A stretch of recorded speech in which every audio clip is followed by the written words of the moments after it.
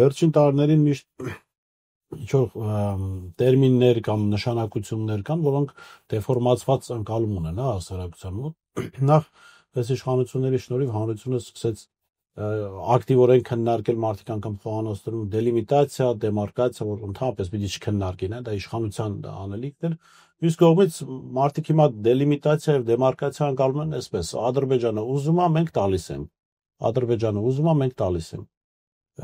Տավուշի մարզում այդպիսի դելիմիտացիա, դեմարկացիա, բայց շաքերտներում են վերցնել եւ հիմա ասում են էլի պիտի Տավուշի մարզում լինի, չնայած իշխանությունների պնդումներին, որ այ մենք տալիս ենք, հետո իրենք կտանեն ինչ որ մեզ է պատկանում, ըստ սովետական քարտեզների դա տեղի չունեցավ։ Նա պարզվում է, որ էլի մենք պիտի տանք։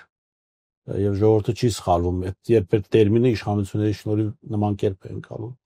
Դուք ինչպես եք այս հարցի լուծումը տեսնում, հաշվի առնելով այն, որ այնուամենայնիվ անկախ հանգամանքից ովքեր են մեղավոր, ով ինչ արեց, ով ինչ չարեց, մենք պատերազմում պարտվել ենք եւ Ադրբեջանի դիրքերը ավելի ամուր են եւ Ադրբեջանը այս հարցերը առաջ է բերել։ Ենթադրենք իշխանություն է փոխվում, բայց Ադրբեջանը իր պահանջները շարունակում է պահպանել, որ ես այսպես եմ պատկերացնում դելի։ Եթե իշխանությունը փոխվի եւ շարունակի նույն քաղաքականությունը, նույն արդյունքն է։ Մենք միջև այսօր ինչ պետք է անել, որ նույնը այս բա ինչ խոսում ենք, մենք պետք է մեր կշիռը մեծացնենք։ Եթե քո կշիռը չմեծանա, նույնն է լինում։ Իսկ կշիռը մեծացնելը ես ուղղակի տարբերակները ասացի որն է։ Առաջինը ներսում արդյունավետ կառավարում, տնտեսական զարգացում, բանակի վերականգնում։ Ես ընտրությունների ժամանակ ասում եմ, որ 3-5 տարի ապետ բանակը վերականգնել։ Հիմա 4 տարի անցել է։ Ինչ արել, ոչինչ։ Հենց դու քեզանից մի բան ես ներկայացնում եւ դու նաեւ գործընկեր ես ունենում,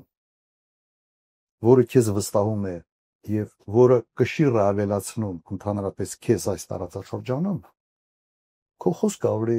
ավելի ծանր է։ Դու ի վիճակի ես լինում քո շահերը ավելի հետեւական հետապնդել։ Հիմա դա չկա։ Հիմա աշխարհակահաղական որփի կարգավիճակով այս իշխանությունը փորձում է ինչ-որ հարցեր լուծել։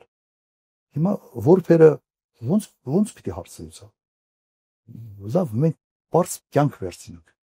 Դու շրջապատ ունես ձեր փողոցում, կոպիտ ասած, մենք ընդհանրապես չունի ոչ մեկի հետ ոչ ընկերություն անում, ոչ բարեկամություն անում, ոչ բան անում։ Որ նեղն անգամ կողքին մարդ չկա։ Նա մոտարապես նույն բանը, նույն վիճակը դու բեր միջպետական հարաբերություններ։